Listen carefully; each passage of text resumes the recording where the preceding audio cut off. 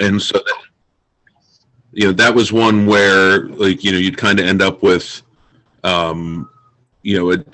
the first half would be different, and then you'd kind of have a mix of plants in the middle, and then what you had in the first half would kind of dissipate, would die out and then you would just get what you had in the second half. And so when I harvest, if I can pull stuff early, or at least keep them from adding to the early flow honey, then, because a lot of times I can't get them to cap it in May, or June. But yeah, I don't know. I got lucky, I guess. I got just lots of really. A lot of it was freshly drawn comb too, which is even more kind of interesting. But anyway, it was very. I think we had a good locust flow this year. I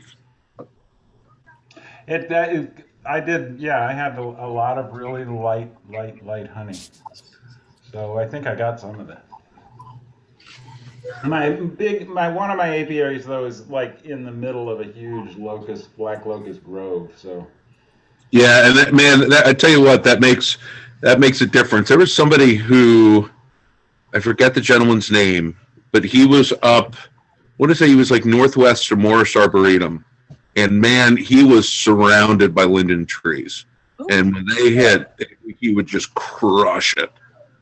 That's Joe Brown, right? And Brown's Honey? He's in Chestnut Hill.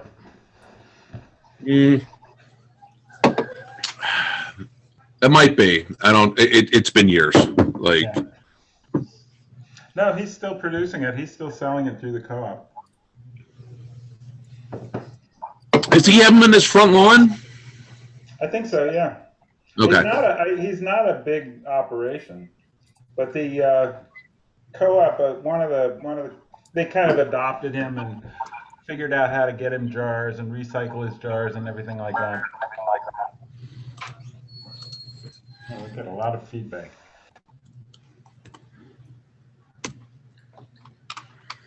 Has anyone started testing for mites? I am due for that on Friday, and the last round we did wasn't so bad in June, but I didn't get to all of them, and so everybody was below threshold at that point. I am seeing. Well, before I go on, anybody else seeing anything with mites? I had one hit. The ones on my roof are well below. There was one at One Art that had 14. There was one in Woodlands that had 5 or 6. Yeah. Are they treating? Mites in the sugar roll I'm doing right now.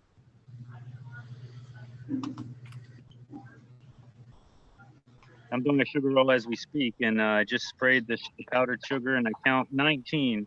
This is the colony last year that gave me a count of 115 during one test. 19 is way better. And it's the same one? Yep, that was my strongest hive coming out of winter. Wait a second. How many bees did you put into that roll?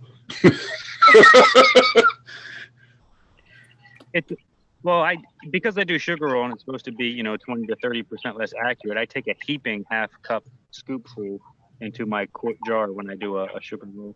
Yeah, but I mean, even that shouldn't yield you over 100. Goodness, and they survived. I know, wasn't that crazy? Yeah. I mean, they thrived all year. They never showed any signs of ill effect. I mean, I did treat them with formic after that. Had a good knockdown, but strongest hive coming out of winter as well. Still, this is the third year in a row I've put the half-hog honeycomb system on the strongest hive coming out of winter, and they still just will not draw any comb in. I'm giving up. Yeah, I wonder if that's what so it's funny because I just bought that system, and I'm saving it for next season. But I'm wondering if you'd be better off putting that on on a swarm. What is it again? What kind of system? The hog half. Oh, So it's like it's similar to cut comb, but they build it into the packaging directly. okay. Yeah, okay, I've seen that. Like You know, Ross? like kind of like the Ross rounds, but this one it's like they're cubes. Okay, It's nice. I like them. that's what I thought. But Well, let's see. I mean, I'm oh, gonna. here. You Here. have a picture? Oh, okay. So they build it in there. Oh, that is kind of awesome. Yeah, it's real nice, and Wow. So I'm not totally ignorant, but let me ask, how do people typically use that? They take a knife and cut it out and spread it on toast, or what's the? Yeah, like scoop it with a spoon, like Just eat it. just eat it straight out. Wow. Similar to kind of like almost like you would with like if you bought a chunk comb. Right. But I save that for what I'm cutting, the burr comb that I'm cutting off in my hive. yeah.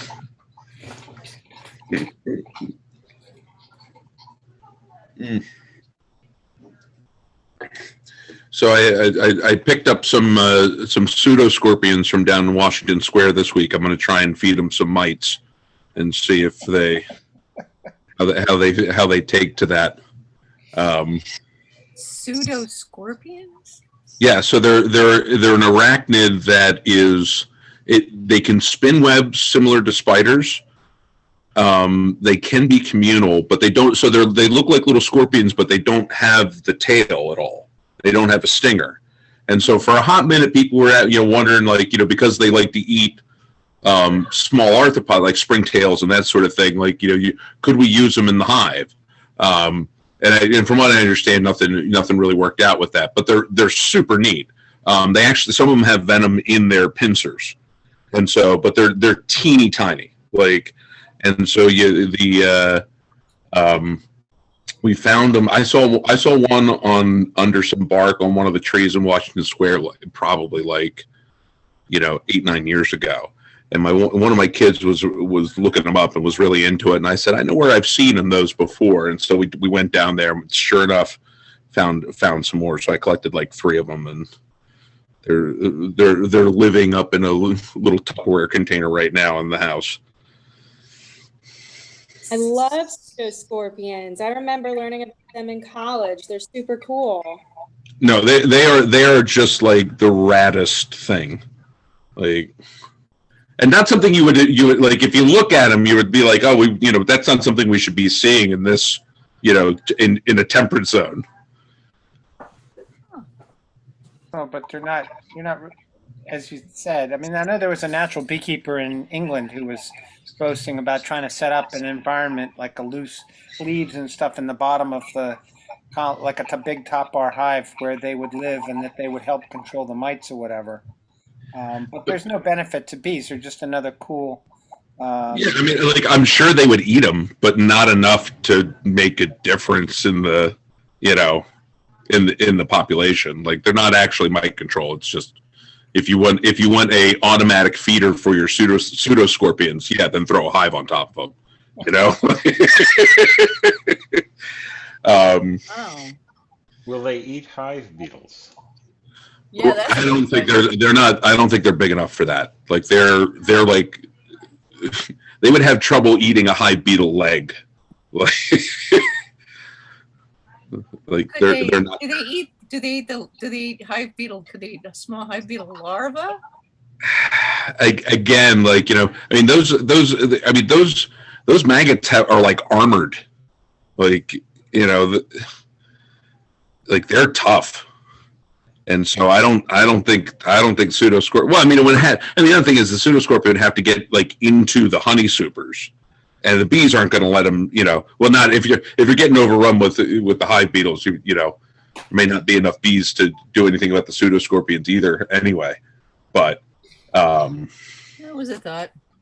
oh no, hey, listen, if I could find a way to have these live happily and be useful in my hives, I would absolutely do it. Wow. But So I Googled it, and it turns out they're from 2 to 8 millimeters long. I guess the ones we're talking about are at the low end of that spectrum. yeah, like pinhead sized. Yeah. I think that's why that's part of the reason why I only find them on the London plane trees, like because they have the white, the white skin under the bark, and so they really pop off of that. Trying to find them on anything else would be damn near impossible. Like I don't think you'd ever see them. Right. Wow. Not useful, but cool.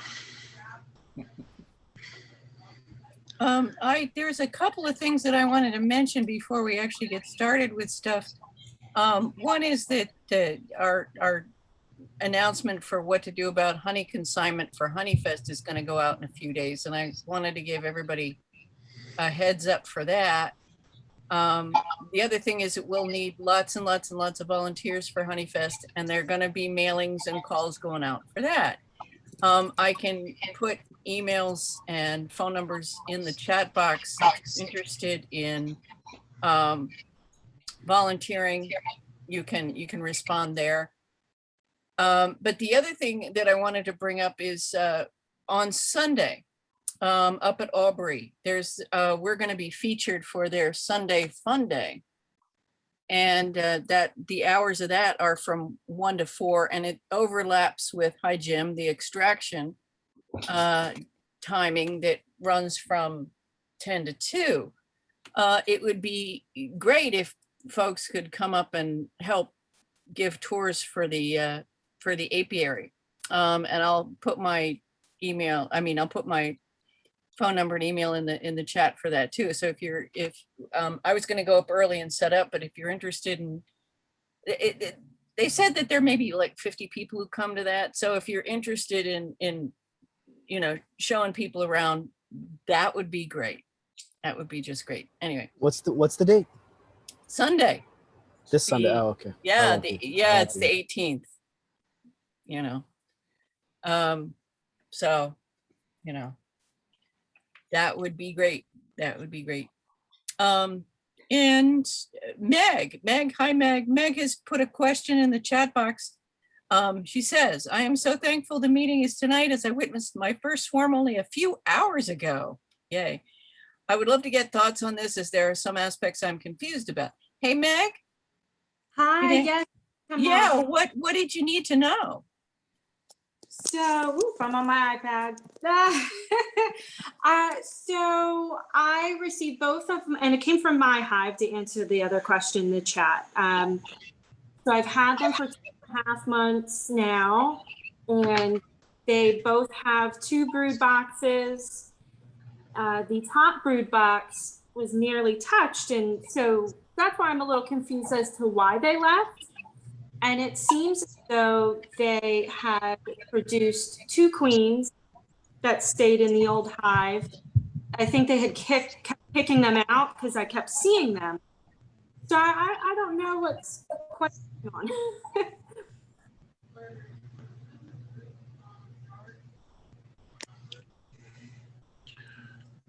So you were saying you were seeing the queens in the front of the hive? Yes, and outside of the hive, as if they kept getting shooed out. So I don't know what to do with them. I don't know what to do with the hive that got left behind. The swarm moved to the other tree on our driveway, so they could possibly be reached at one point. So I also don't know what to do with the swarm. Do you have an empty nuke box? No. And I don't know at what point do I have to act on both colonies, both swarm and both the left hive. Do you have any empty gear? Any Like- empty? Any empty gear at all, like a box, like a medium, anything. I have one honey super. You could fashion a hive out of that and throw them in there. If the swarm's still on the tree right now. Yeah, it is so fascinating to watch. I don't know if I should be taking them down. We're probably gonna have to utilize one of the construction ladders to get very high up. Don't mind leaving them up there. I really don't know what to do, honestly, and when I would have to make a decision about them. It's a matter of hours, Really? Yeah. probably. Just Okay. just go up there, snip off the branch, and pop it in your honey super. Okay. If you Okay. Is that, I mean, don't be have extra careful. lids though, or right? whatever, you can just put a board on top and, fashion something for the interim. Okay. Okay. Because if you don't, they're gonna fly away into possibly someone's eave or soffit or someone else's tree. Yeah, because right now they're at the top of the tree. They've what time is it now? They did that around 4 o'clock, and they've been there ever since. It's not a good spot. so hours. Yeah, you might if they haven't left yet, like you might get overnight, but they might leave first thing tomorrow morning. Okay. And Um, so they have a queen with them. So is there anything I need to do with them when I put them in the hive super? Just make sure you have a bottom board. I mean, if you have a cage and if you happen to catch the queen, great. But that's not, right now I would say just get the swarm into like, you can either clip the branch or you can shake it into like a cardboard box just to make it easy to move. Like, don't try to dump it straight into the hive from the branch in the Okay. tree. Like that's going to be too finicky. Like you'll end up dropping your gear or getting yourself hurt. But I would, if you can get it into a cardboard box and then once they're in that, like dump them into the hive, that would be the way. And the queen will be in there, in that centrally located in that cluster. So once you get once the queen is in your box, it's going to be, the bees are going to be clouding all over, but you just be patient. And if the bee's in the box, then all the other bees will head inside, head into that box. And that's pretty cool to watch. So in like 30 minutes, you'll have most of the bees just zinging from that branch into the box to meet up with the queen. Meg, where are you? Where is your house? Where are these bees? I actually no longer live in Philadelphia. We're up in Quakertown. Okay. And how tall is this tree? It is skinny branch, but it's pretty tall. So, I mean, we have some vehicles or some construction vehicles that we could possibly use to get up there, but I'm not sure. So do you have like a boom lift or something like that? Yeah, there's a couple things we might try. Yeah, because it can be really dangerous, and it's not really, it's much more important that you not hurt yourself than you catch these bees.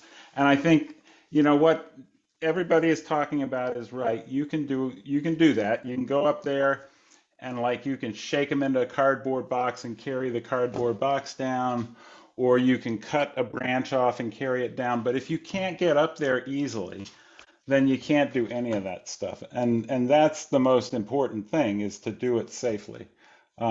Because it's, a swarm of bees is not worth anybody's life. So I think that's my most important advice to you.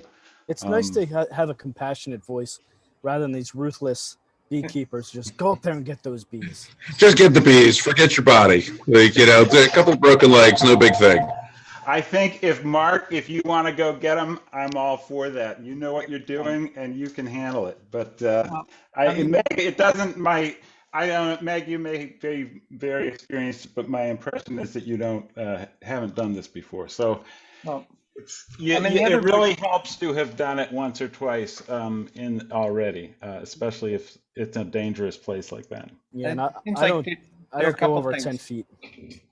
One thought is simply that this is late for most of us. This is what we were talking about 2 or 3 months ago.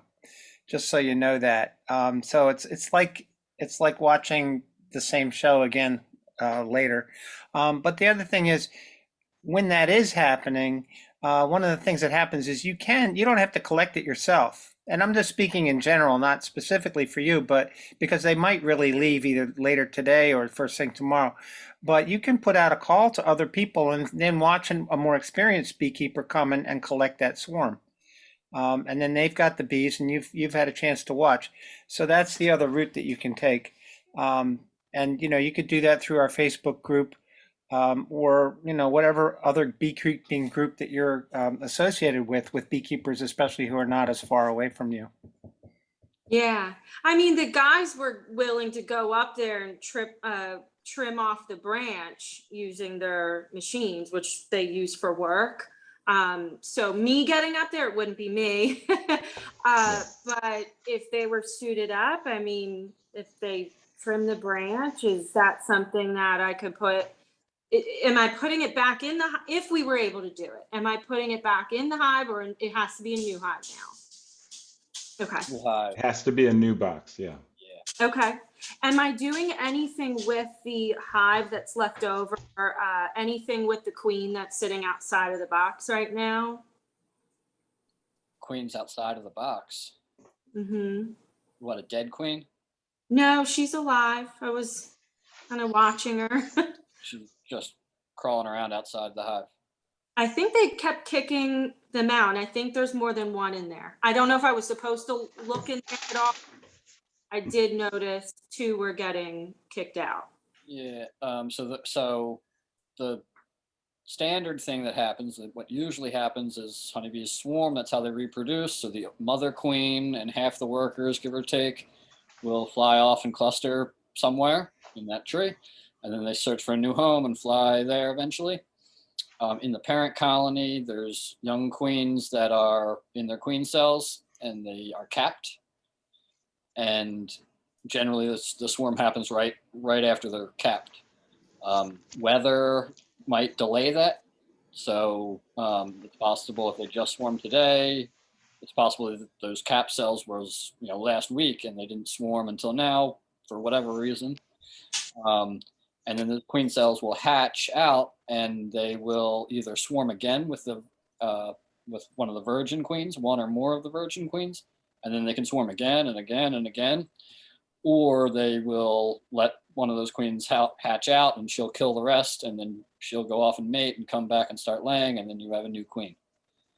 So it sounds like those queen cells are starting to hatch, and they are kicking out the ones that they don't want. Usually they're dead when you kick them out, so that's interesting. Did you do an inspection right then? I did, because I was actually very confused as to why they swarmed, considering the top brood box was totally almost untouched, basically. So Yeah. I wanted to look into it and see if there was something else going on in there that might have caused it. So with foundation, it's common enough that for whatever reason they don't really register that as space, so they get crowded down below, and they just don't want to draw the comb. They just don't see that as usable space for them, and then they swarm. And then there's probably a handful of us that have done an inspection at the right time in a colony that already swarmed. So a swarm issues, they have these pupal queen cells that are developing, and then, like I said, a handful of us have probably been in an inspection at this time. The beekeeper comes, they do an inspection, and the bees will hold the queens in their cells if the weather's not good, because they want to swarm again with them. And then beekeepers come and do that inspection, and then we disrupt the bees, and then all those queen cells hatch out all at one time. So that may be what happened, whether you saw that or not. And then they have all these virgin queens and they start kicking them out or deciding which queen they want to take over. I guess I'm kind of rambling, but I would assume that everything's going to be fine and you have at least one queen in the hive at the moment. She still could be eaten by a bird on her mating flight. So it's nice to be able to catch that swarm so that if that parent colony fails to requeen itself, you have this other queen that you could merge back in and then back to where you started, kind of. Okay. And a lot of beekeepers use like a pole saw and like duct tape, 5-gallon bucket to the end of it. And depending on how tall that tree is or how high you can get safely, you could use that pole saw. A lot of them are like 14 feet. So you can kind of catch it in the bucket at the end of a pole saw. It's very awkward and cumbersome, but that's an easy way to gain some height without climbing a tree or, climbing a tree with a cardboard box and then you're filling that box with bees and then climbing back down the tree. I've done it, but it's not the easiest, not the best thing to do. And then like another person said, like swarms often go into people's houses. So as beekeepers, we really should try to minimize swarming and, we've all had swarms, so don't feel bad or anything, but, and yeah, like swarming it is late for swarming. Or not, it's certainly possible, but most of the swarming happened earlier in the year. So if you're just starting out, it's a good lesson that it can happen at any time, kind of, but usually it happens earlier. Well, let's see. Oh, go ahead. I was going to say, I'm surprised because the first time I saw them bearding, I was like, okay, let me go through the differences here, and made me feel better because they really were bearding. It was in the 90s way back last month. And so I've been watching them extra close, but ended up. This is a double deep hive at the moment? Yes. Mm-hmm. Yeah. So if that top deep is all foundation, and you put that box right on, every beekeeper has a different strategy. What I generally do is take one frame from the edge of the box below and the ideal frame would be drawn out at least partially and kind of have a good amount of nectar in it. I'll take that out and take one of the foundations from the center of the other box and put that down in the first box and then put that partially drawn and nectar filled frame right in the center of the new box, and that'll kind of entice the bees to come up and start using that space. So that might be a good trick to use next time. Yeah, thank you. Sort of a low impact pyramid. I remember you talking about that. I think it was last meeting. Would it be worth, if Meg doesn't want to do all that, take her super and putting it out, especially if you have some drawn comb in it, and perhaps luring them to it? You put it near the tree and at least do something if you can't catch the swarm, but leave a box with a bottom board and see if they'll go into that. I think a lot of beekeepers do that, and my gut says it doesn't work, and nobody has ever had any success doing it. But I wonder. I do that when I have a swarm that's too high to catch, but I kind of don't. We were talking about this a little bit earlier with with how many times we've had bees move into just loose gear, and in ever since I started in 2007, I think maybe a handful of times I've had bees move into equipment, and I've had swarms in all my yards, which means that there was hives there ready for them to move in. Mm-hmm. And so it hasn't. They're gonna, once that swarm is on, once they've swarmed, they could have already been checking out spots before they even swarmed, and once they're in the tree, they're already scoping out a bunch of locations. So I don't know that the odds are real good that you're gonna get them to go to a new spot while they're already they've already started voting on other spots. And so I'm with Jeff on this one. I don't, that's one. Does it hurt to try it? Absolutely not. Is it likely to work? I don't think so. Yes. Especially with foundation. If you had drawn comb, that might be more enticing to the bees. Like bait hives, if you're familiar with that, a lot of beekeepers use really old dark comb in their bait hive. They might put lemongrass essential oil in the hive, and that stimulates the Nasonov pheromone. So that actually might be worth trying because that kind of confuses the bees, and they think that's where all the bees are. So that potentially could potentially help. But if you just have a box of foundation, it's not where, there's no harm in trying, but it's a hard sell, I think, for the bees to get them to choose that, especially if it's a medium. From Tom Seeley's work, we know that the ideal cavity size that they want is like 40 liters, if I'm not mistaken, which is approximately the size of a 10 frame deep, or maybe a little bit smaller than a 10 frame deep. So if, enticing them into a cavity that's a little bit smaller than they want, or maybe half the size, that is all plays a role. I guess, well, it's 7:35 and I'd like to get the presentation started. Yeah, I got the. No, that's good. No, that's good. This is a good discussion. No, I mean, we're. No, that was perfect. Yeah. It was so awesome watching. So awesome. Thank you. And no, thank you.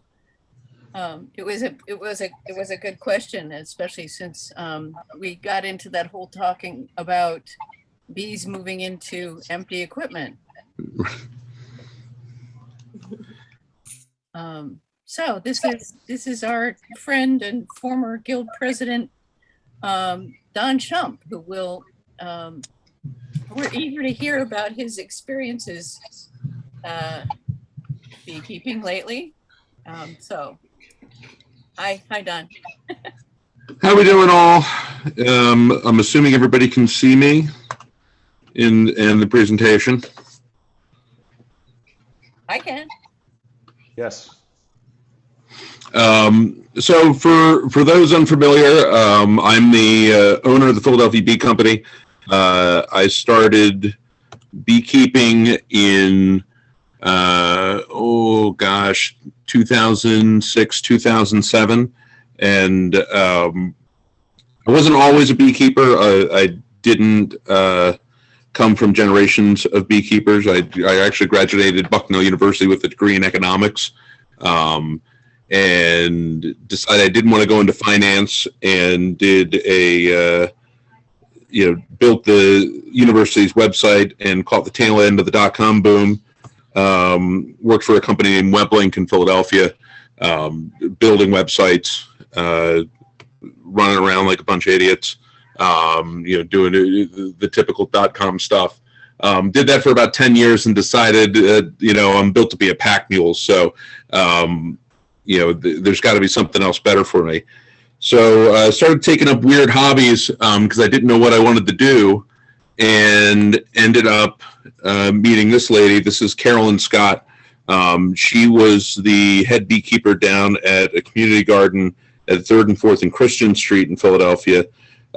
This is actually a photo of my first time in the hives, and I'm like, this is the most cobbled together, ridiculous, that's a windbreaker, and and dishwashing gloves, I believe. That was the only time, the first and last time I got my wife into a beekeeper's veil. As soon as she took this veil off, she's got beautiful red hair, and the bees, she got like 10 bees caught in it. And she turned, as soon as I got them picked out, she kind of said, "You know what? This can be your thing." So the garden had bees there since the late 70s, and they had as many as 10 hives, and in a tight spot. So in this picture, you can actually see that shaded corner up in the northwest there is where we had the bees. They were like literally 6 feet from the nearest back door. But it was one where it's like I volunteered there for a year and absolutely loved it, became obsessed with it. This was the first swarm I ever helped catch. In the so we actually used we're talking about how do you catch swarms. We used a garbage can and a broom. So it was one where I can't say I recommend that, but we did manage to capture them that way. So I was hooked, and I ended up buying a bunch of gear, and I lived in a not terribly huge apartment at the time, and so we didn't have a place to store it. That ended up in my bathtub, much to my wife's chagrin. And so it started as a hobby. I didn't have any designs on this becoming a thing until I ended up getting, I got laid off from work, and we decided we were going to give a go of it. And so I bought a bunch of bees. I had procured at that point I think 2 or 3 locations. And right around that time, there was another company that was going out of business, and they had the Beekeeper, and I knew each other, and he asked me to help him out, move some of his hives out. And basically I took over all of their locations. And so I went from, it's kind of going 0 to 60, and we went from 2 apiaries to 12 almost overnight. One of the spots that I had gotten myself was in West Philadelphia on top of a old factory building out there. This is right across from the Mann Music Center. And so these bees were 7 stories up in the air. The one nice thing about keeping bees downtown is the views. Going up and down passenger elevators with bees less than ideal, but that's what we had to do. At this point, my job was getting more and more like Ghostbusters every day. So this was the honey house, essentially. So this is an old, like I said, it's an old factory building. So we had to, I had to get my honey extractor in here, and I had to use some of the old equipment to actually raise that up to get it in. This was like a foreman's chamber or something. And so it was never a dull moment trying to get it off the ground, but we did have space up on the roof that I could stash gear.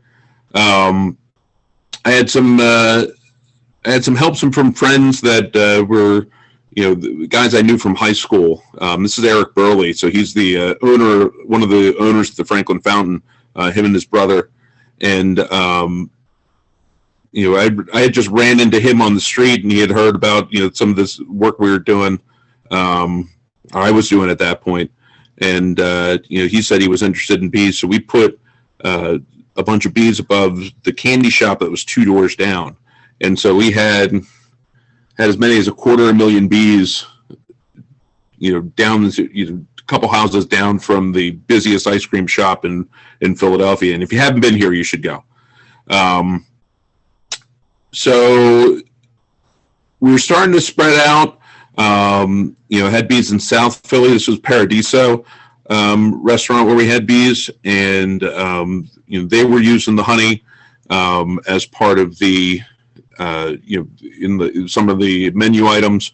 One of the problems with the South Philly spot was that the bees were watering on the water fountains, and some of the locals down there were not too keen on it. So this was one where it's like we had a bit of a project trying to educate the neighbors, and I would say successfully. It was one where it took a few years, but it helped that we had Chef Lynn and Chef Corey going and actively addressing people with that. We have bees above Rodef Shalom in Center City. This is one where they use this as a fundraiser, and as part of the the honey for the high holidays. We have bees in Kensington. This was one of my favorite apiaries, just from it was fun to talk about. It was not easy to work. This was above the Sofitel Hotel. That's Austin, one of the former state inspectors. He used to love coming and checking these hives. 14 stories up it sounds really cool. It's not really ideal for the bees. So we had a lot of trouble keeping those girls going. They did brought in honey, but I would say not as well as some of the other yards, and trying to get them through the winter was damn near impossible. And so in some cases this was it was like backyards and abandoned lots. These are the hives over at Greensgrove Farm, where I'm now based out of, in Kensington. And so we had them up on top of a green roof there. This was a yard that was fairly isolated, and started taking on it was arguably one of my healthiest yards. I didn't have to do a whole lot in terms of treatments on these, and they would pull through with, I would say, treatment level numbers. And so it's an interesting spot. One of the problems with having, most of our hives are on rooftops, and really tall ones. And so, weather became an issue, particularly when Hurricane Sandy rolled through. And while I did try to strap the hives down, they were all too top heavy. We ended up losing a lot in that storm, but it was a good lesson to learn in that, pallets are really useful for not losing hives in high winds. But one of the things I did with this honey was taking a tip from the previous company. And they had originally started doing zip code honey, and so that was something that people seemed to like, and from a marketing perspective made sense to me. And so I would take my yards and do a 1.5 to 3 mile circle around where that is, and then put on in my labeling, put which zip codes the honey was coming from. Now, this isn't all the apiaries, just a few, but this is a kind of a look at where how I researched that out. And so all of my honey was being sold as location specific, and then adding in the zip codes so that people could get it from the back door. From a marketing perspective, it worked really nice. And but there were actual differences. So it wasn't like, you would just see, the same, like the honey wasn't the same, across the city. This was one where it's like that Old City Fall was arguably one of the darkest honeys my hives have ever produced. But, if you look at this photo, like the one on the right is closer to what we saw early spring this year. Now, this is kind of opaque, but these are the differences of what you can get in the city. And I would say that in most spots, you would have some variation of this based on the time of year. But there even different apiaries, at the same time of year can have differences. The differences tend to be more subtle, but they're there. And so recently we actually got into Honeydew Honey. And so I'm sure a lot of you remember when the Penn State studies, from 3-4 years ago, where people were getting weird tasting and smelling honey, and it turned out to be lanternfly honey, and people weren't sure what to do with this. And part of what helped us with this one was that I know Robin Underwood up at Penn State, and I asked her. She had mentioned this at one of the meetings that they had this leftover lanternfly honey that they were selling, and I said, "Oh, let me try some and see what we could do with it." And I took it down to a honey and cheese tasting at the main library, And I gave it to a cheesemonger to see what she wanted to pair it with, and she put it with the blue cheese, and people went crazy over it. And so now we sell lanternfly honey, and this has been a huge seller. Like this is one of this is our best seller right now. And so it was just kind of a weird thing and a fluke, and I don't know how much longer we'll have it for, since we've been seeing the lanternfly numbers decline. But it's been really cool. So that was one aspect of the business that we had the honey production, but the old saying goes that if you want to make a small fortune in beekeeping, you start with a large one. And so the honey production in and of itself was not going to sustain me and my family, and so I ended up getting into the removals. And this was actually the first removal I did. This was a multi-million-dollar mansion. I think this guy's roof was probably worth more than my house, and I had to tell him I was taking a circular saw to it.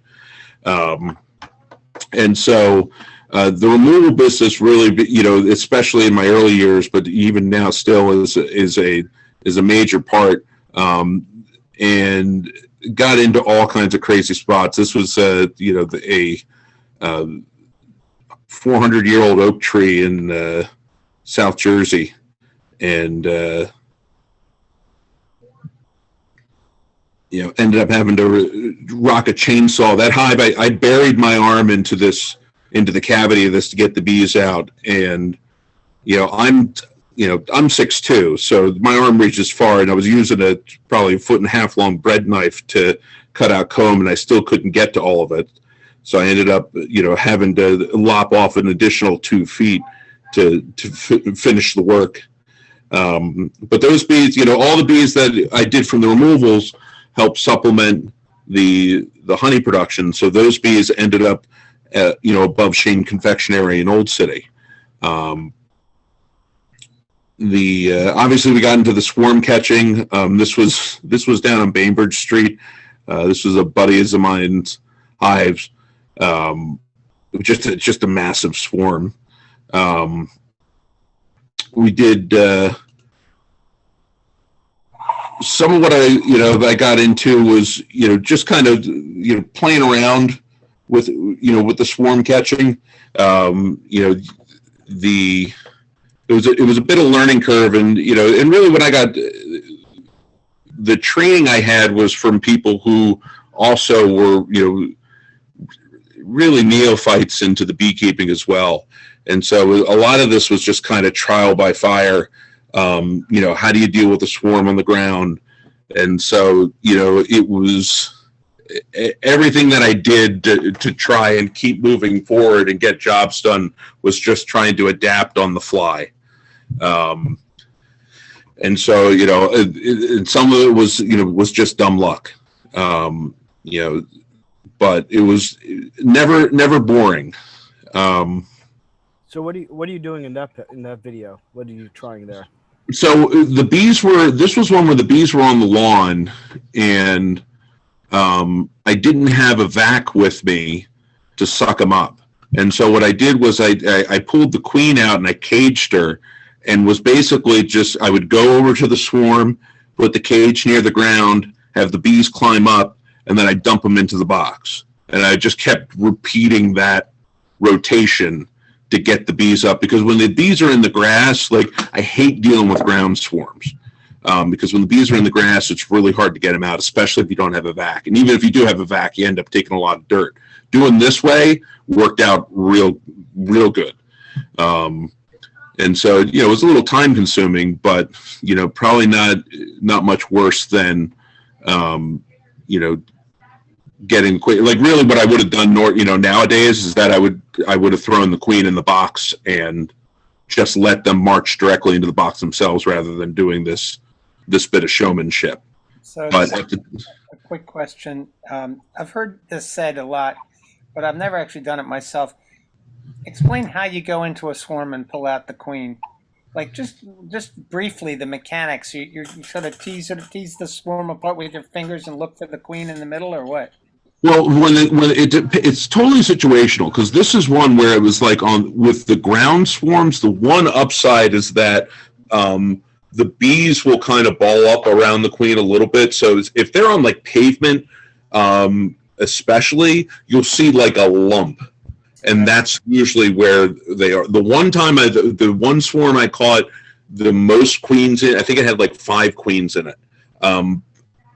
But every one, it was on a sidewalk in West Philly, and every queen was under a little pile of bees, and everything else was a flat mat. So you scoop up the lump and then pull it apart, or how did you get to the queen? So I would you would just kind of have to like poke bees out of the way,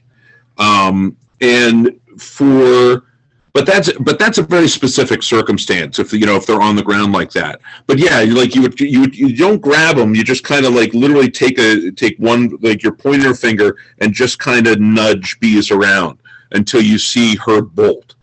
And usually, if you start poking around in there, if she feels you, she'll try and run. And then what you got to do is just orient your fingers with her wings and try to grab her wings. I have done it where I try to avoid grabbing their legs at all, or grabbing their bodies, because if you bust a leg on them, that's it. So and I've my fat sausage fingers, I gotta be careful. So when I get them in a box and I try to catch them or try to find them, it's best to describe. It's like looking at one of those 3D puzzles that you see hanging on people's walls or the books. Here we go. It's really just kind of letting your eyes relax and looking for something different in your peripheral vision. If I have the bees in a box, what'll normally happen is when they'll kind of swarm up the sides, and I'll see if I have a photo of that. This was actually a swarm where the swarm was, so we were talking about the swarm. I couldn't find the queen in this mess, and so the woman literally let me dig up the entire shrub to catch the swarm. She said, just take the thing, I don't care. And so I took the whole thing and threw it in a box. So when you're trying to find, a lot of it's just practice. But literally, it's just like, you take a box. If you have all the bees in it, there's nothing else in there but the bees, no frames, and you can't find the queen, then I give the box a drop where I'll lift it a couple inches and just let it fall on the ground, and then all the bees will fall to the bottom and they'll start crawling up the sides. And when they're doing that, if you look right along the edge where the bottom meets the side, you can usually catch a glimpse of the queen as she's running up the side with everybody else. Okay. And so sometimes it'll take like more than one drop, and it's a lot easier if you do it in like the white cardboard nuke boxes. Those things are like the best thing to catch swarms in, because it makes it easy to manipulate. The problem with doing it with like the woodenware is that unless everything's bolted tight together, like if you try to do that drop, you're going to get you're going to throw the bottom board off kilter. You're going to squish bees. Like, it could be hard. But even just a regular, like I've done it in regular cardboard boxes. More than anything, it's just practice. Like it's not, I don't think there's anything really magical in finding her. But grabbing her is can be just as challenging, at least for me. Yeah. All right. Thanks. No worries. Any other questions before I keep going here? I'd just say, have you figured out a better way to catch bees on the ground, swarms on the ground? I find the best way is and ideally get the property owner to do it, but to just put a cardboard box right on top of them, upside down. And it takes time, but the bees will crawl up and then end up in the top of the cardboard box, or really the bottom of the box, clustered up there. And then you just turn it over, fold the lids down, and take it away. Yeah, and that sounds solid. Like I've done it where I've in cases where like I got bees with like honey, stuck in honey buckets. I'll do, like literally just putting like a stick can be enough. Like, but given some of the climb is solid advice. Most of the time, you know, if I can find the queen, then, you know, I throw her into whatever, you know, into the nuke box and just let that, like, they'll just come of their own accord. Sometimes I'll have to, you know, throw a couple handfuls of the bees in too, just to get just to get things kind of going there. Because once you get a couple at the gates, you know, fanning their Nasinoff glands, and that's, you know, that's usually enough. Yeah, absolutely. I mean, I would just say, like, I feel like my most successful swarm catch, and this is kind of just a joke, but it was exactly that. So a woman called me, had a swarm in her driveway. I said, okay, like, say no to this. You know, if you're not comfortable, please don't do this. But if you are comfortable and you have a cardboard box, just put it right on top of them. I'll come by as soon as I can, but I was busy and swinging by. Right. Box is full of bees. I turned it over, I threw it in the truck, and drove off. And it was like the best scenario ever. I will absolutely do that the next time that comes up, because that sounds like a good plan. Don, Yes. I have a question. So I did my first cutout this year, my question is, the first time I went through the siding from the outside, and it was kind of like what you were talking about with that tree. It was very deep, and I reached in as far as I could, kept cutting comb out, and I realized I was too fastidious trying to catch that comb and tie it up. And I realized, the process I'm interested in is, do you shake those bees first quickly and then deal with that comb if you're trying to save the comb into frames? This is one where it's like I change this I change this not infrequently in terms of how I do it. This year, the way I've been doing it is that I cut the brood comb out and I lay it gently into a cardboard nuke box, and then I tie it up after the fact. A lot of that's just for speed, and you know, but I definitely keep. Number one, I keep the honey separate from the brood. That's real important with that, because if the brood gets wet with the honey, that's it. Like it's going to die. You know, it makes it hard for the wet bees are going to have a rough go of it. And so I try to keep things like, in this photo, like this is an easy one. Because, you know, it just kind of pried that roof up, and then they're like ready to grab. When they're inside, like depends on the age of the comb too. Like this is a little darker. Newer comb is awful because it's so soft and it gives you nothing to work with. Yeah. Like it just falls apart in your hands. A little bit older comb is great. Because even in this kind of scenario, like what you're describing is when you reach in and you pull on it, sometimes you can just, you can separate the brood from the honey just by doing that. Now, it requires a little bit of luck, and you got to grab it, kind of grab it. You can test it just by grabbing the comb and pulling on it and see where it starts to give. But you can just, rather than cut it straight from the honey, you can pull it out that way. But in terms of like, I used to vacuum off the comb, like get every bee vacuumed off and get the comb almost, bee free before I put it in the box. I've stopped doing that because of the amount of brood loss. Leaving the bees on the comb tended to be not only quicker, but you had a better shot of the brood surviving and a better shot of the queen making it. If you suck up the queen, like I don't know what your gear looks like, but for me, if you're using a brand new shop vac hose, there are a lot of times there are ridges inside of that hose that a queen she'll flutter harder down that than a worker would, and so she can get her abdomen, she can get her stinger just caught in those ridges and snap that off. My first couple of years, I had that happen. Not a few times where I'd find the queen and she had the bottom of her tip of her abdomen was ripped off. So you're saying that you're taking into the cardboard box. You're taking it and putting it in a frame and tying it loosely. No, I'm not even tying it. Oh, you're just placing it down there, not in a frame.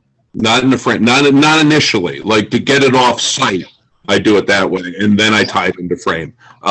Don't just leave it loose, because that's a good way of breeding hive beetles. Because what happens is that wherever that comb is touching, like the bees can't get to it, and you'll end up with hive beetle larvae. It's a disgusting mess. It's awful. Any other questions? How are you? Do you angle it? So is the comb standing up in the box? Yeah, so usually I try to, it's hard because like if you have honey, the honey's going to be on the high side of the comb typically. And so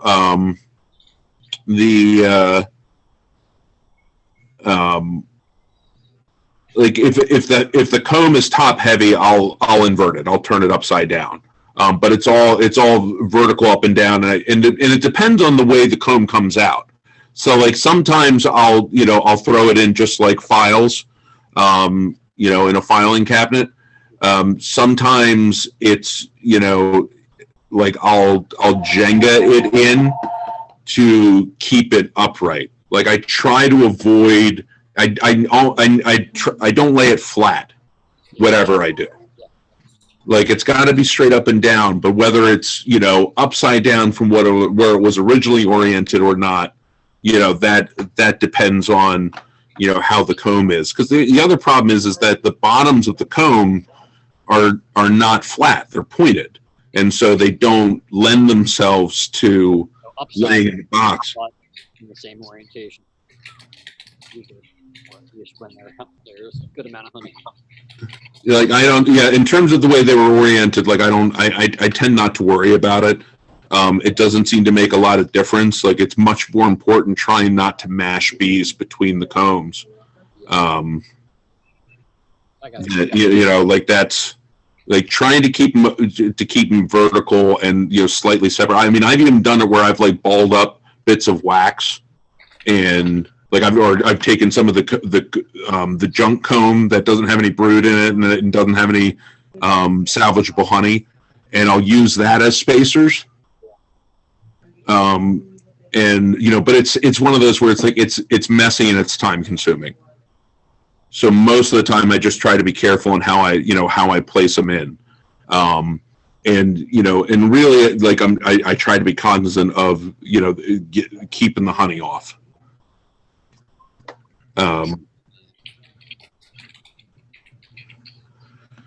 So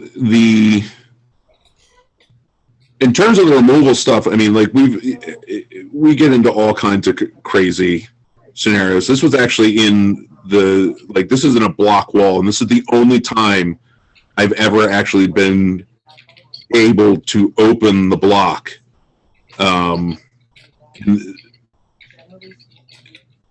Usually with this is a trap out all day long. But this building was big enough that we could get away with actually opening it. And the hive was beautiful inside. But you don't normally get block where it was this wide on the inside. I don't know what this stuff was built of, but it was crazy. We were talking about the heat earlier, and if there's one thing that makes removals hard, it's hot. This was arguably the worst one I ever did. So this was in the punch out, front facing punch out of the building. These people had honey dribbling down from their second story foyer window, because what you can't see here is that to the right, this wall goes up 10 foot. And that hive was only going to about where that stud was. And so when the spring, this was fine. The bees just kept building over to the right.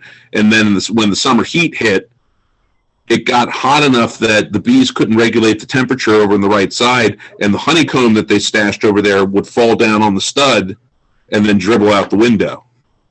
I did this removal on a day where it was 102 degrees outside. I lost 13 pounds I had to change my clothes twice during the removal because I looked like I jumped in a pool.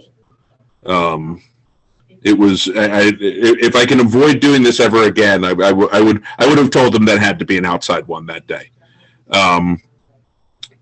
Sometimes even the outside ones are rough with this. So this one was another day where it was 100 plus, and this, what I thought was one hive, ended up being two. So I pulled this up, and you can kind of see in this photo, there's one hive on the left here, because I had bees coming out the left side and where this eave hit the other roof. And there was two separate hives, and each one of these was taking up the space of like a 100-gallon aquarium. This one on the left, I filled half a trash can with honey because they had sprayed it, and it was heavy enough that I can lift a fair amount, and I had to empty some of the honey out of that can to get this thing off the roof. But this was one where it was so hot that this is the second hive. The honey that I was getting onto my hands, because I wear like the blue like cleaning gloves, but even the leather gloves, and they get wet, that just transfers heat, and I was getting second-degree burns from touching the asphalt. I was starting to get blisters, and trying to get these out.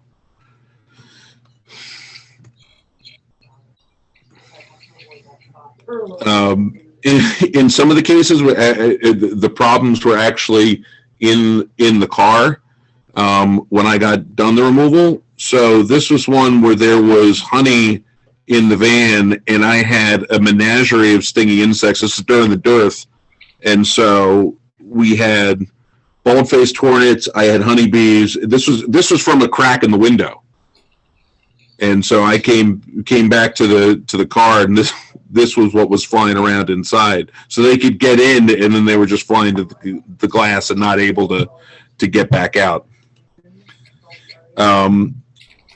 One of the toughest things about doing the removal side is getting acclimated to all the different types of venoms.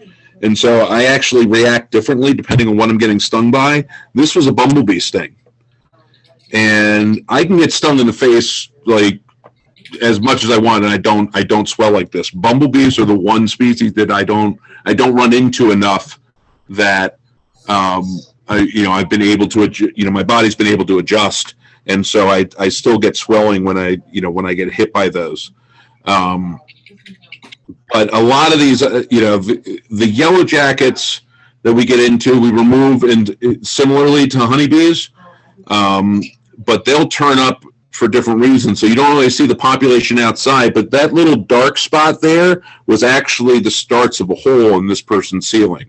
And so the yellow jackets can chew through drywall because the hive gets moist enough that the drywall will get soft, and they'll start moving out the sheetrock to make room for the nest.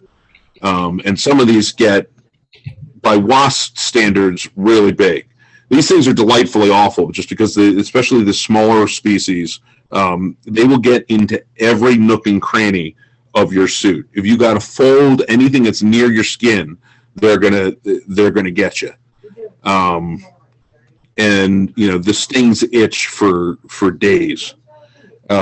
Sometimes we get it like this was one where it's like they just built it into the deck.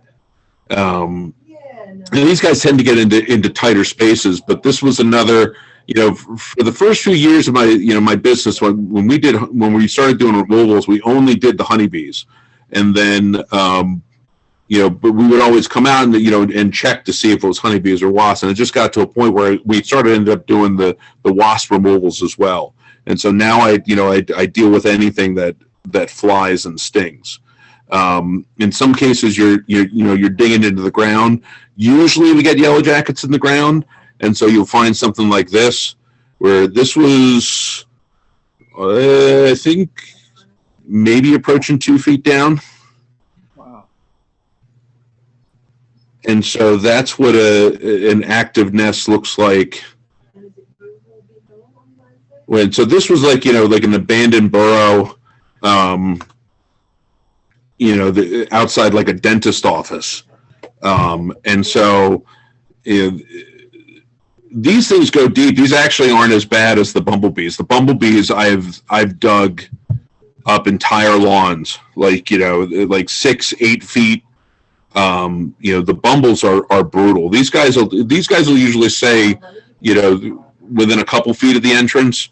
But the problem with these is that this one was nice because there was one entrance that we could dig out, and there was no back door. Sometimes you'll go into this and you'll think you'll have things buttoned up tight, and then wasps will start coming out of the ground in different spots and just ruin your day. Hey, Don? Yes. I have a question. You don't necessarily need to answer it right now, but I got literally about 5 calls in the past couple weeks, people thinking they had swarms and they were wasp nests. Mm-hmm. A couple questions, and like I said, we don't have to go into this now because I'd love to see the rest of this, but the difference between wasp and hornets, the difference between their nests, and also, do we care if they survive? Do I tell them to call an exterminator, or I've been telling them to call you or an exterminator? I don't know if we're supposed to preserve them or not. Well, I mean, supposed to is a relative term. I mean, like, ethically speaking. Yeah, I mean, it's one where it's like that depends on where you find your moral compass.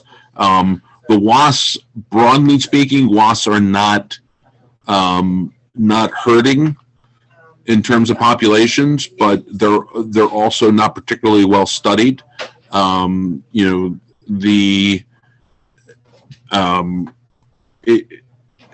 So downing them tends to be less of an issue. Like, we do tons of removals of wasps, and it doesn't seem to be letting up at all. And so, each one of these nests, we'll back it up a little bit. The difference between wasps and hornets are a type of wasp. Okay, so this photo here is a bald-faced hornet's nest. That's a misnomer.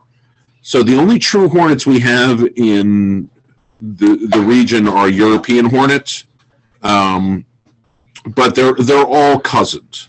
Okay, the bald-faced hornets are actually more closely related to yellow jackets than they are to the European hornets, and so. But when most people say wasps, when you're talking about wasps as a common name, generally speaking, they're referring to paper wasps or the yellow jackets. But they're all wasps. Like, just like a bumblebee is a bee, a honeybee is a bee, a mining bee is a bee. The wasps are, that's a whole family unto themselves. So you can take them live. With solitary wasps, paper wasps, paper wasps are smart enough, you can literally keep them as pets. You can train them, like, they can recognize faces. And I know this because I've done it. I gave it to one of my workers who deals with really dangerous stuff, like Deathstalker scorpions. And I had him train up, and it took him about 2.5 weeks. And if he put his hand in the cage, they recognized his hand versus other people's, and they would hop on board and feed without getting defensive. You actually had other people put their hands in there. Well, no. So because his girlfriend would come by to try and feed him, and they would throw up their wings defensively. Like, so they would recognize the difference between her and him. Wow. And so in the study, I think that study came out in 2018 or 2019, but the way they had organized it in that was the one species of wasp, of paper wasp, actually has they have different faces, like each individual in a nest. And so they were mixing in like different species with them, and they could tell the difference of who's who. It's really wild stuff, but you don't get that kind of intelligence in the yellow jackets, the honeybees, or the bald-faced hornets. So broadly speaking, the way we work is that if it's a solitary wasp and we don't want to keep it as a scientific sample, then like I'll take it more than 2 miles away and, you know, like let it go in a park. Sometimes we'll just down, if it's yellow jackets or bald-faced hornets, those get downed, because those are ones where it's like they're not easily transferable, and it's it's a lot of work trying to find a spot that can sustain them. So it's not worth it. I think that was that all your questions? Pretty much. Okay. You can go ahead. Oh, I just said thank you. That's all. Oh, no worries. Sometimes with what we do, you know, some of these spots can get pretty precarious. We get bees in all kinds of, you know, this is up in a dormer. This is like 3-4 stories up. But, you know, very rarely, we were talking about looking for queens. Very rarely do I find the queen on the comb while I'm doing the removal. A lot of times it's because I'm not even, you know, we don't have the time to look for them. And so, especially if you're vacuuming up, it's not, you know, you tend not to see them. The hornet's nests, so at one point, someone in the guild had actually asked about entomophagy, and so it was posted on, and I forget when the post was, but so they asked about, you know, could you eat bee pupa?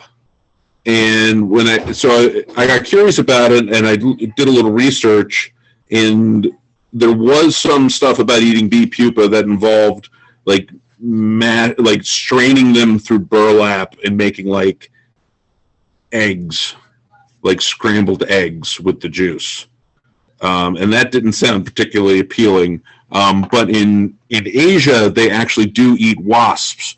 And so I ended up taking in that case, they used the giant Asian hornets.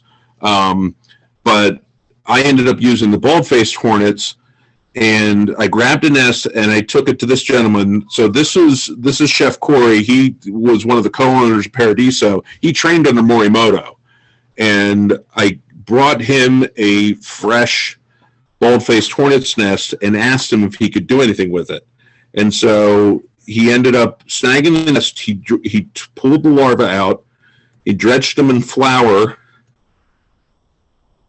little bit of salt and pepper, and then fried them up in butter. And of course, I felt like a bit of a fool, because I was like, this is, you can make shoelaces taste good like that. But he ended up serving on. They were absolutely delicious. And so these were kind of like some of the sideline adventures I'd get in doing this, in doing the removal work. Some of the stuff was just like really messy and hard. I mean, this is one where it's like the removal stuff is not for the faint of heart. It makes for long days.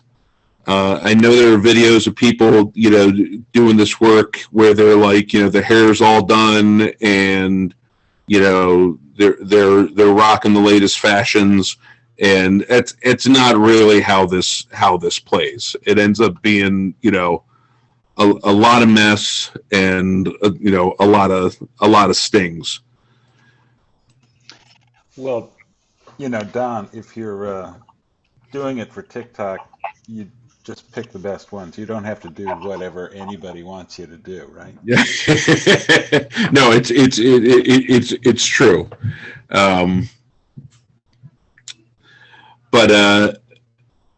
So I ended up with the business getting into the, we did the honey, and we did the, I got into the removal side. And then the third aspect of it is like, we kind of diversify this the same way you diversify your stock portfolio. And so the more income streams we had, I had coming in, the better it worked out. And so I do, educational work. And this is one where this is one of my favorite parts of it, where, you know, just getting to talk to bees. My wife's really thankful that I do this part of it because she's tired of hearing about them. But for many years, I actually spoke at the flower show when it was indoors, and they actually had stages for it. And that was, you know, that ended up being a good time. But I did, you know, doing everything from down, you know, young kids, you know, preschool all the way up to collegiate, and you know, just really, this was one where I was actually teaching a class over at Kip Du Bois in West Philadelphia. This was the school that was in the same building where I had bees. None of these kids had any experience, and you know, really took to it. So it looks like we're about 8:25 now.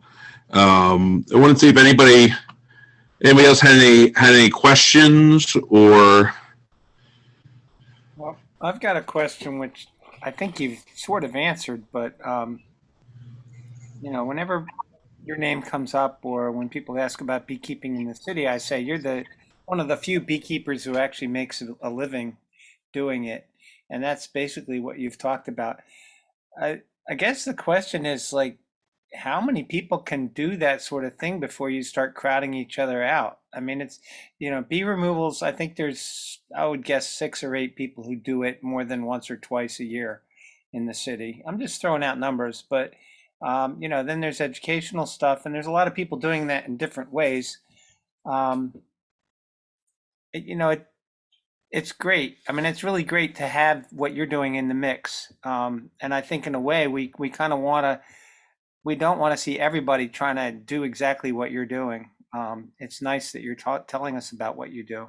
I don't know if that gives you anything to think about or talk about. Well, I would say that, you know, part of what got me, you know, I think there's room for diversification and niches within, you know, beekeeping beyond what I do. And so, and, you know, and yeah, there are some other guys that do, you know, the removal side as well. But most, like, I will say, to be perfectly frank, it's hard way to make it. It was much easier making a living being a web developer. But that said, you know, some of this is just trying to figure out, like, where, you know, how else you can do it. And you can do it at any level. Like, you know, I mean, really, my operation's not big. You know, like, I'm, you know, like, if, you know, people say, are you commercial? It's like, no, like, I'm sideliner, and not even a big sideliner. I mean, some of these guys are like rocking, you know, 500 to 1,000 hives, working a 40-hour work week, and they're just, you know, doing it on weekends. They have a different setup than I do. Like, they don't have 12 yards; they have 1, maybe 2. And so, you know, there's different inroads there, and different ways to make that work.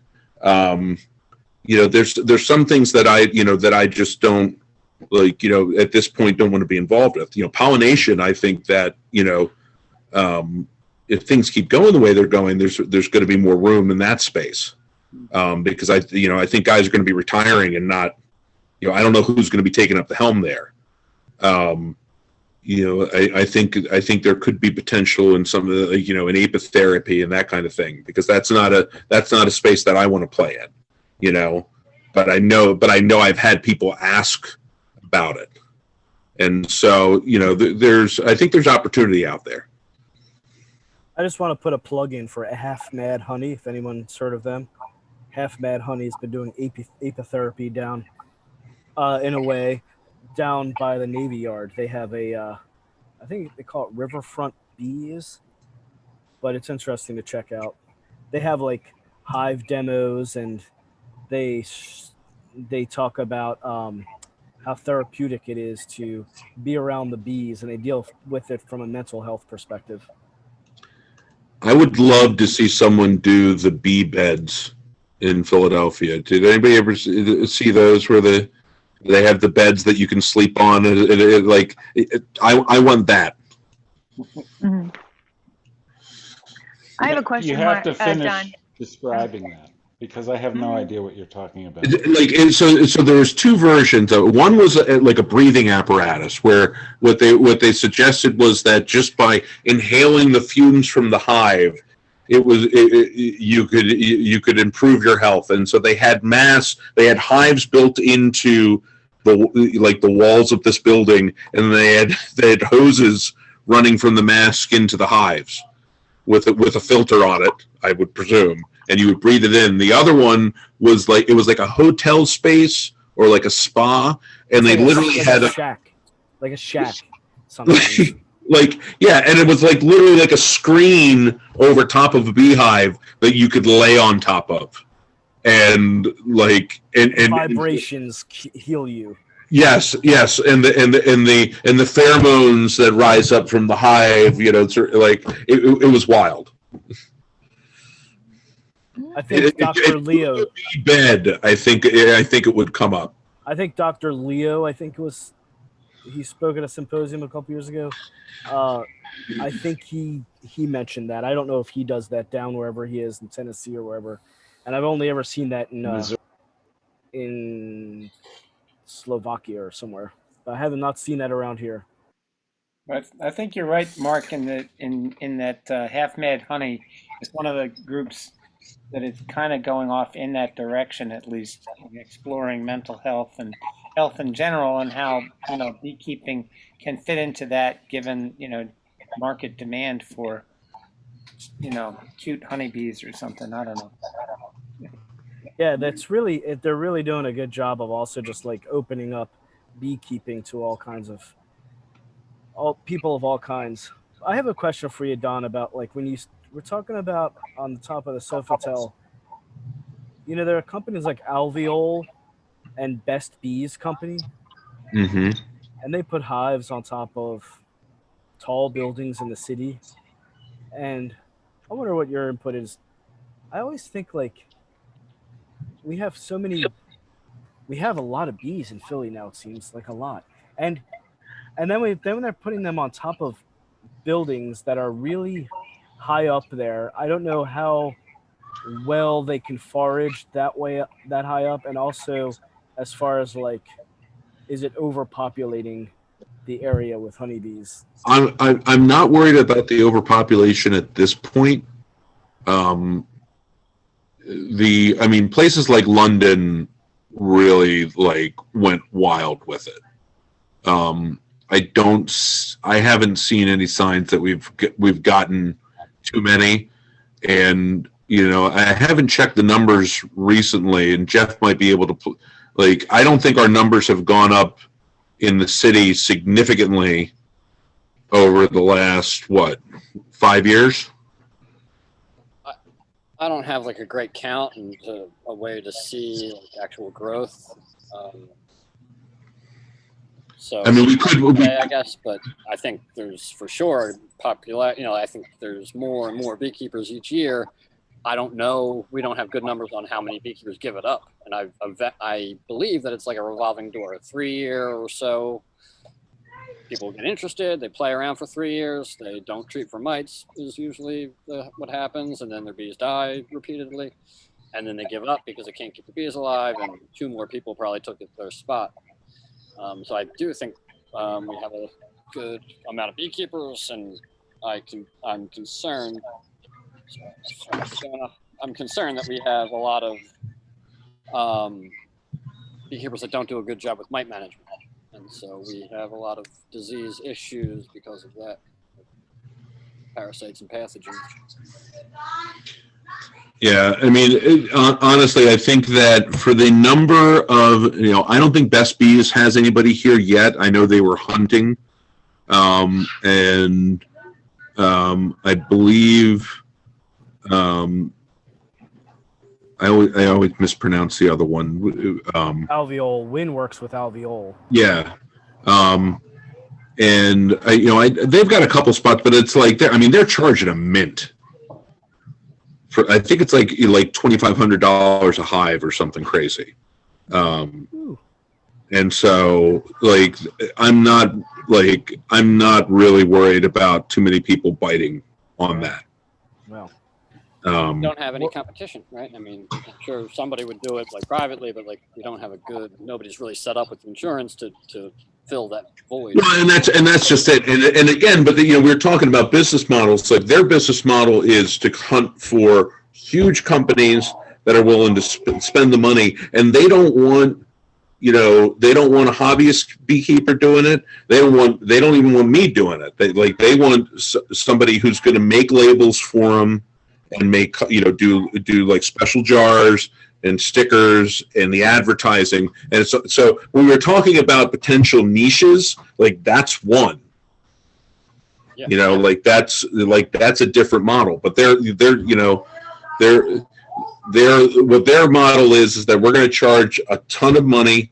We're going to make it a very polished operation, and but we only need to get a few of these in every city. And what about putting them on top of the tall buildings, like you said, Sofitel? You said you couldn't make it through the winter. Why is that? And what's the? Well, I mean, it was just because it's more work. Like it's wind. It's I had similar issues in West Philly, and they were like that was 7-8 stories up.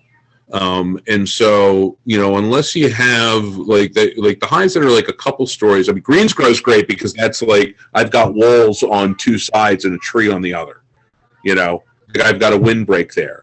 And the bees are really only a story off the ground. 3 stories, I see no problem with. Like that's, if the bees got really ambitious in a tree, that's fine. Once you start getting above, I would say 5 stories, then I think things start to get a little dicier, and not necessarily from I mean, if they're 14 stories up, then I think that's too high. But the at least in the city. But I mean, like in other places of the world, like you had bees on like cliff faces. So I mean, it's one of those where it's like I think each individual yard, it's going to depend. Like, if you're talking about the lows and you're, 40 stories, like, I don't think there's any realistic way that they're going to make that happen. If you're talking about a place that's, 5-6 stories, the bees will make a go of it. And, you're not really going to know if they're, how well they can, we got full honey crops out of the ones at Sofitel. So like, it wasn't like they couldn't find food. But some of it is like how hard are they working for that? Yeah. So I've read people who say that anything above 7 stories is impractical. From people who kept bees in New York and Chicago and stuff like that. Yeah, I mean, based on my experience, that sounds about right. Don, I have a question about just distinguishing. We can get back to that, but my question is about distinguishing between extermination and removal of wasps, and because people ask me about that, and you came out to my house last year. We had wasps between my neighbor and me, and you suggested, since it was the end of the season, just to let it go because they'll leave and they won't come back to that spot. And so there wasn't really much that we needed to do. But would an exterminator do something different with poisons and spraying, and then you've got dead insects, or what? Is there a distinction between that? Well, yeah. So there are ones where, like, I know some other people who've done removals, like actually did relocate things like bald-faced hornet's nests. But it's not, again, that's a little finicky. We tell people, like, the way we handle is that if it's a paper wasp, we relocate, and a relocation is like we take it from where it was and we put it someplace else. Otherwise we say, we down them. So the things we relocate are bumbles, paper wasps, the solitary wasps and bees sometimes, and then honeybees we relocate. But the yellow jackets and the bald-faced hornets they're good pest control when they're not being pests themselves. And those are the kind of things that they'll put you in the hospital just because they're so aggressive. I meant to throw in a video. I mean, the bald-faced hornets, like I had the one time, it was right before the pandemic, so it was 2019. I got into a bald-faced hornet's nest, and they sprayed me so badly in the eyes that it took me 2 hours to drive home. So the bald-faced hornet's one of the only wasps in North America that can spray their venom. And so they were shooting me through the veil into my eyeball. Oh my God. And so I would, my eyes would water, and then I'd drive for a mile or two, and then they'd flare back up again, and I'd had to pull over and throw a little more. Like it just abject misery. But when we talk about like them being dangerous, like that's the kind of thing. Like we had, I had one I removed where it was hanging off a branch in a very large bush, and the kid had swung off the branch because he didn't see it. And he had ended up like he was okay, but he was hospitalized. And so that's the thing. It's like those overtly aggressive species, and the yellow jackets, the bald-faced hornet specifically. I think it's if the choice is getting stunned or killing them, I would say kill them. Don, I have a question for you. You deal with the public probably more than anybody in the club.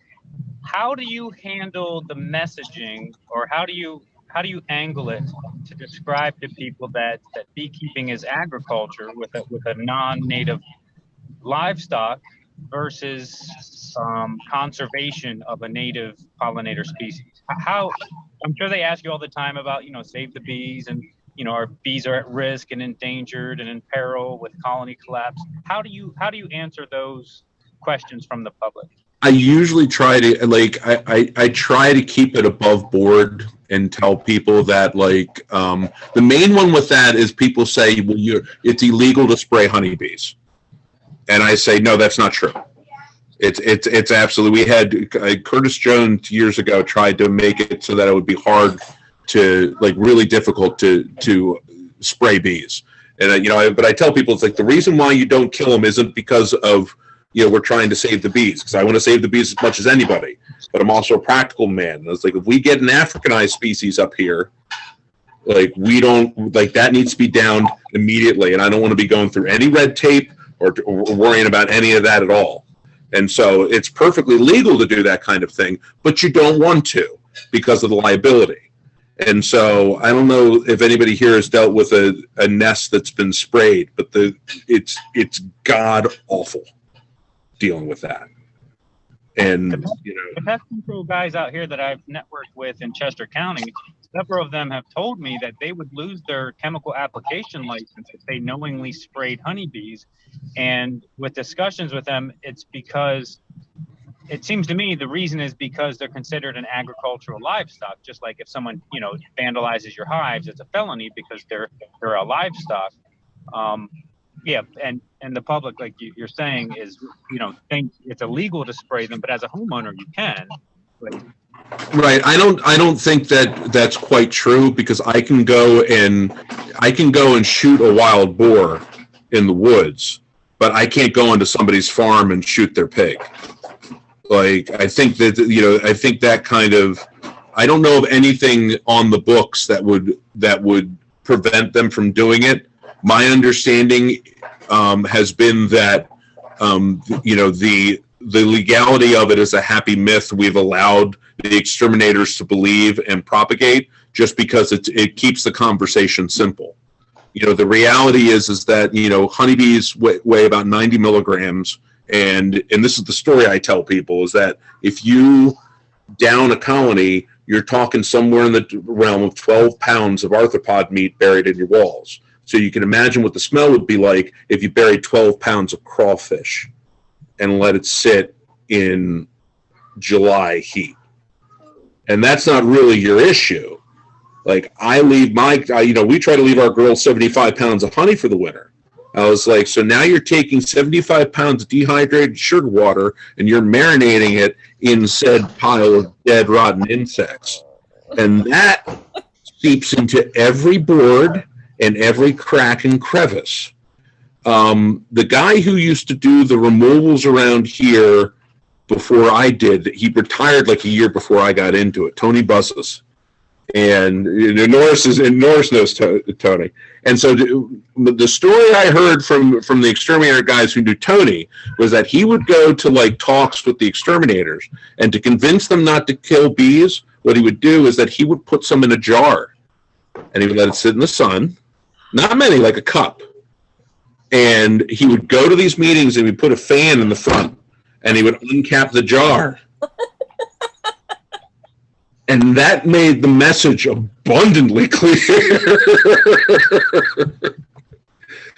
So it's that kind of thing when you go into those, like, so that's the story I would tell people on the not killing side.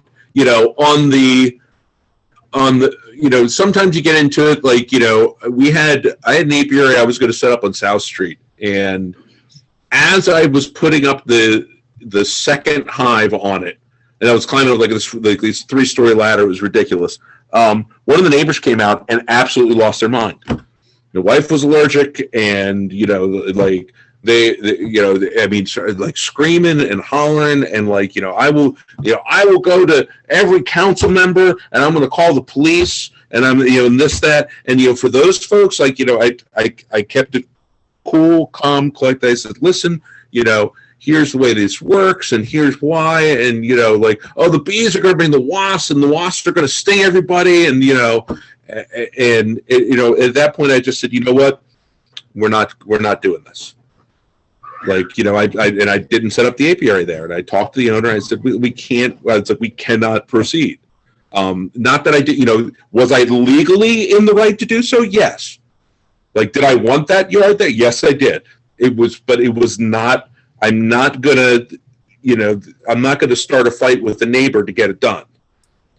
And so, it's, in terms of the messaging, like, you got to kind of strike that balance. It's like, usually when someone goes, berserk like that, that's usually grounds for me saying, you know what, like, that, that's when I walk away. By and large, though, I mean, bees are, in many, I would say in most cases, non-controversial. No matter what your, political ideology or whatever it may be, most people, think bees are cool. It's generally been the impression I've gotten. And so, in terms of the messaging, like, I tell people, it's like, I take my kids, to go pet, like, have competitions to pet bees. It's like, it's not magic. Like, they're wild animals. We just, here's how they work.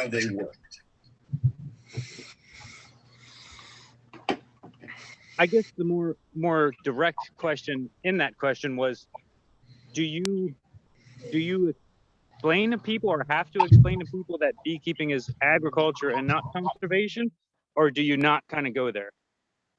I think it depends on the conversation, but like, like, as part of the conversation, like, when I'm talking about, when people talk about, the bees are going extinct, like, I'll generally speaking, I will correct them and say, no, that's not the issue at all. And, or if they're endangered, like, I absolutely will engage them and say, like, no, they're not endangered.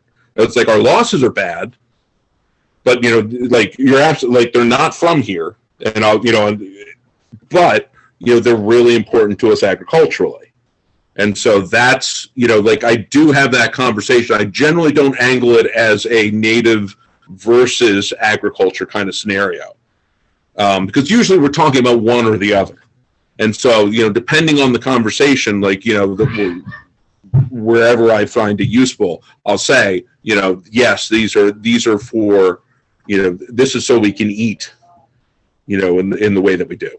But, that's not to, it's not to downplay the importance of the, of our native bees. And Justin, I get that a lot when people know that I learn that I'm a beekeeper. So, well, it's so important what you're doing.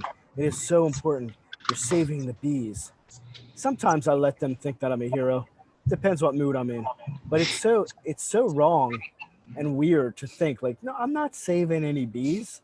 Usually I'm killing some bees, but, like, I'm not saving the bee population. They're not in danger. And if I was never a beekeeper, it wouldn't have made a dent in the situation.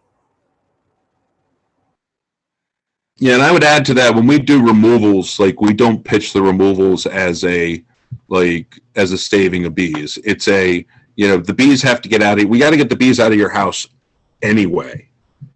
And so it's useful for the potential wild genetic lines. And so if we've, that's a good way for us to get potentially healthy, like stronger bees. And so I'll tell people that, but I don't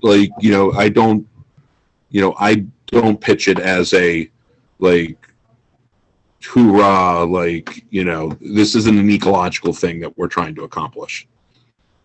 I do put out the rules though, and when I explain to people what their options are, like they technically can spray the bees, I describe to them, even if you could kill all the bees, like you talked about earlier, you have this dead biomass. So like imagine a couple cats dead in your ceiling or your wall, rotting. It's eventually going to need to come out, and it's going to be very unpleasant. But I also tell them, okay, say you spray the bees, and it's unlikely you're going to kill them all. A lot of them might leave and go join other colonies and bring those chemicals into those colonies and make them sick. And their livestock, and technically, if you knowingly damage somebody's livestock, it's a felony. That's not necessarily knowingly damage them, but is that accurate to tell those homeowners that if they poison the bees, it's unlikely that they'll all die, but then they can go disperse and possibly join other colonies and take those chemicals into those colonies and make them sick. Is that accurate? I wouldn't pitch it that way. Because honestly, I think if you're taking, and I don't know what I don't know that I've read any studies on that. So, take this with a grain of salt, but broadly speaking, if the bees that got into something that's, like an apicide, like that's going to be lethal, and it's not, it's not something that they would likely be able to get to another colony. Like first they would have to find another colony, and then, you know what I mean? Like, so we're not talking about bees being sprayed in a bee yard where like other bees would come in and rob it out necessarily. So, I mean, it's just, I don't know that I don't see the advantage of trying to talk it that way. Generally speaking, I say you don't spray because it's going to make a disaster of your building. And that tends to be enough. All right, good point.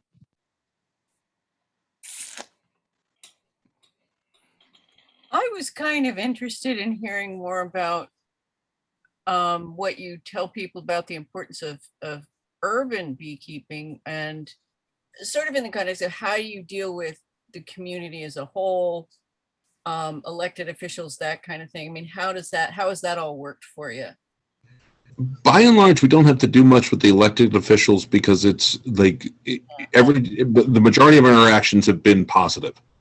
And so, but it's one where it's like, the biggest issue tends to be the neighbors, and, most of the hives, most of the yards that I have set up are in spots where it's not bothering anybody. Like, when people talk about like, how do you keep bees downtown? Like I talk about the ones above Shane Confectionery, because I'm like, there are literally like thousands of people lined up on that block underneath that building every day in the summer. And so it's just like, and no one knows those girls are there. They like, we've had like 250,000 bees up there. Like, and it's like, and no one knows they're there until I show up with a smoker and veil. And so when people are skeptical, that's what that's the pitch I tend to go to. But, we've had bees in the city, forever. The garden I started in, part of what convinced me that it works was like, like 1978, they started keeping bees. I mean, we had, there's that Popular Science. I would love to find, it was a Popular Mechanics, where they had the photo of the woman in Philadelphia who had the bees on the roof. I'm still trying to figure out where in the city that was, but that was making the rounds a couple years ago. Did Langstroth keep bees here? That would have been a little while ago too. I mean, that's, you're talking like 18. When you get prior to the Civil War, what's in and out of the city becomes a relative term because, well, Jeff knows about, the over that way. Like, that was a lot of these places that are like, in the city now were not in the city then. Right. So, but no, I mean, like, we've had, Philly was Philly's been kind of like a hub of beekeeping for, ever. Like, when we weren't actively, like, when Langstroth wasn't, inventing stuff here, like, we were, like, this was a major thoroughfare for wax. And, like, it was just one of the, like, there a lot of that kind of stuff's been going on for a very long time. And so, there's that aspect of it. I mean, the oldest beekeeping school in the world is in Paris. Like that's, this isn't a new thing. So, and that's what I tell people when they ask about, the how do you do it downtown? It's like, well, we try not to be jerks about it. Like you keep the bees on a flight path that's not going to bother the neighbor. And if the neighbors get upset, then we try to make it right. And that's why, and for us, it's really important because, I mean, like, the Philadelphia is still, the go-to example for hands-off beekeeping laws because we have nothing on the books. I want to keep it that way. So like 100%. Hats off for not setting up that yard. It's not worth the trouble. That person will be contacting government, and then, Well, yeah, and honestly, it's like, we're not like that yard wasn't worth an enemy. Right, and that's what you get. And those towns, like people, like you can't. It's one of those where it's like, you can't. You got to be careful about getting your pride involved with it. Because some people are like, they take the approach of, well, I have the right, so I'm going to do it anyways. And it's like, it's not what you can legally get away with. It necessarily is what we're talking about here. And if it's a new beekeeper, they're going to dig in because they want to keep bees at their house. They've never even considered the concept of an out yard. And they dig in because it's their legal, God-given right to do whatever they want to do on their property. And they'll take us all down with them. They'll fight this battle because they don't even know about the bee club or whatever. And then it gets out of hand fast. So we have to be good neighbors. How I ended up at Bartram's. Yeah, no, right. Great. Like we all have to make that sacrifice and be good neighbors. Well, it's what is it? Sure. 8:56. Do we have one last question? Anybody? No. Toby, come here. Guys, go ahead. Toby. Justin? Well, I have a quick and easy question about foraging distance. I generally say it's about half a mile or so, usually not more than that. You sort of agree? You said you do circles 3 miles in radius, but so from like a mile and a half is probably more realistic. Like I don't think the bees in Philadelphia are ever far enough away, like it's so short on supply that they need to go beyond that. but typically, it seems to me they probably forage closer than that if they can, whenever they can. Yeah, and I would imagine so. But like, so like some of the best stuff with that was when Doug Sponsler was doing when he was doing the Waggle Dance studies, and like the bees at the Richmond Branch Library, like Graffiti Pier was their spot. Like, that's some of it's interesting because it tends to be like, you kind of get like hot spots where they like to go, and that's not as consistent as I imagine. Because you kind of imagine like the bees kind of spreading out evenly in all directions, and that's not how it plays. Is that it's wherever they get the best source, like that's where they go. So some days it's like over here, and some days it's over there. In terms of like how much do they go? I don't think they go to 3 miles. I think you're right, and it's probably shorter than that. like, I mean, I know they can go longer. I just don't, what I think the Badlands studies, they said it was up to like 6 miles, but they stopped, the hive stopped catching weight after 4 miles. You were involved with Doug's study. I don't know if I saw any of that waggle dance. No. That was the waggle dance stuff. Like, he was using one of my observation hives. He was doing the work on that. I didn't. How far was the graffiti pier or whatever from Richmond Library? Not that far, but let me. I'm just curious. It's not a big question, but just. Yeah, like, it was one. Let me see. I'm going to try and Google this while I'm. We were trying to wrap up the meeting. It doesn't need to take a lot of time, but yeah, I mean, like, as we're watching, I'll see if I can. But anyway, yeah, the short answer is that I don't. Okay, so 1.6 miles driving, but it's under 1.5 miles. Okay. By the crow's fly. Like, I would say about a mile.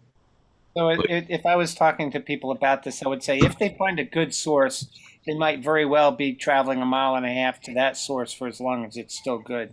And that they are more selective about where they go within that 1.5 to 2 mile radius. If they find a good place, they'll just keep going there until it runs out. Well, and if memory serves, they do. They will mix in other sources.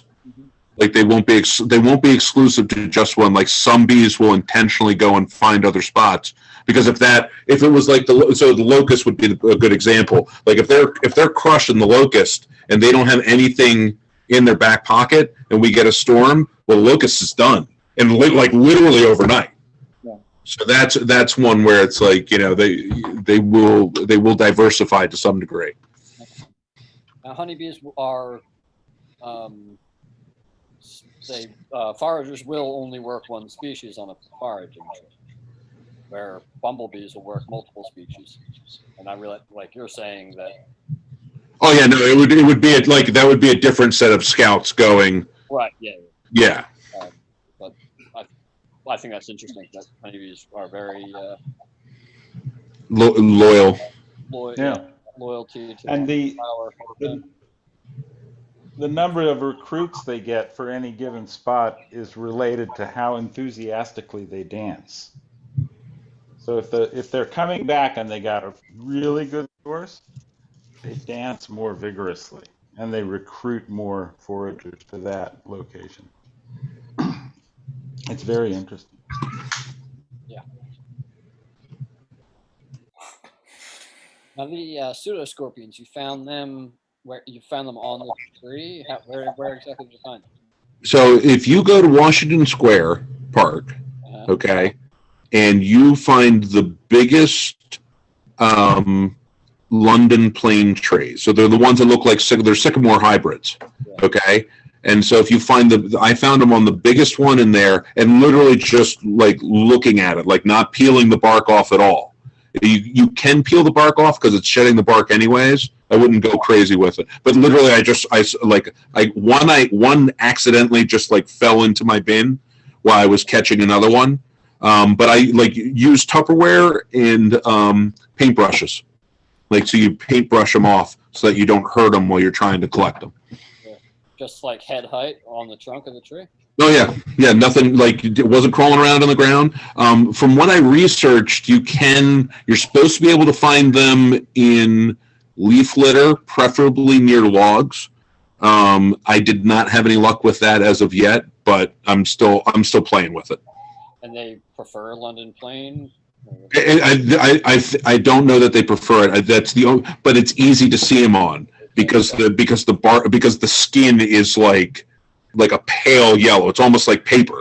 So when you have like a little black scorpion looking thing on there, if you look on my Facebook feed, you'll see the picture of my kid's palm. That's not my hand, that's his, but it's teeny tiny on there. And that's what a full grown one looks like. So they're super cool. Is there a seasonality with them? or like? I don't know enough about them. I'd be lying if I said that I did. But the answer is likely, yes, but probably like most others, spider species. Like I think that they're kind of around when it's warm. Like I don't know how many are like only appear with the arachnids. I don't know that they're like it's not like the it's not like our native bees where it's like they're only here for 2 weeks, or even the cicadas with cicada killers. Like I don't think they're tied to any one species in that kind of way. Right. So because they're generalist predators, but I don't. Again, I'm kind of talking out my rump on that. Yeah. Do you know kind of the life cycle? Like, is it one generation a year, or are they overwintering? I don't know how they overwinter. I know that they can spin cocoons and sometimes communally. So I know like there's an Arizona species that you can buy online that is a communal species. And so they'll like the females will get together to lay their eggs together. I don't know that ours do that. Cool. Yeah, as I remember reading about them a long time ago. Yeah, no, they're around and you can totally find them. But I'm going to see if I can actually raise them. Yeah, good luck. Yeah, thanks. We'll see. There was an article a couple years ago, and I think it was Bee Culture, about a guy who developed a special frame feeder with wood detritus and even hive debris detritus off the bottom boards. And he also used living bottom boards too, with all that soil and stuff like that. But he was trying to make a frame feeder that would provide habitat for the cellifers so that they could better survive in the hive. And maybe benefit the bees, because supposedly he observed nurse bees grabbing these cellifers and taking them to the brood nest area for like a beneficial symbiosis. And it was speculated that they help hunt down the mites, but it was really hard for him to try to keep them going. I think they would have to be the hungriest pseudo scorpions on the planet to be like, they would have to be, I mean, the amount of mites they would have to be eating and the amount of ground they would have to cover, I think would be exorbitant for them to be functional in that ways. But, stranger things have happened. Like who would have thought that an incestuous mite could have knocked down the entire world's bee population? So here we are. Okay, thank you, Don. Yeah, no worries, guys. Thanks. Good catching up with you all, and we'll catch up again soon. Oh, I hope so. I'm going to email you a few questions. No, please, by all means. Yeah, well, thanks everybody, and thank you, Don. This has been fascinating, absolutely fascinating. Wow. All right, gang. You all have a great night. Onward and upward. Bye-bye.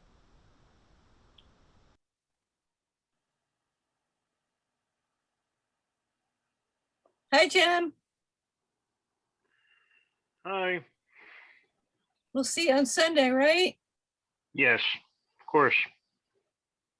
It'd be fun. Yes, Grace had asked if there was going to be a observation hive set up. Oh yeah, I was gonna get the observation hive and set up a table and some pictures and some cute stuff for the kids. And yeah, I've been talking to her. Yeah. Oh, good.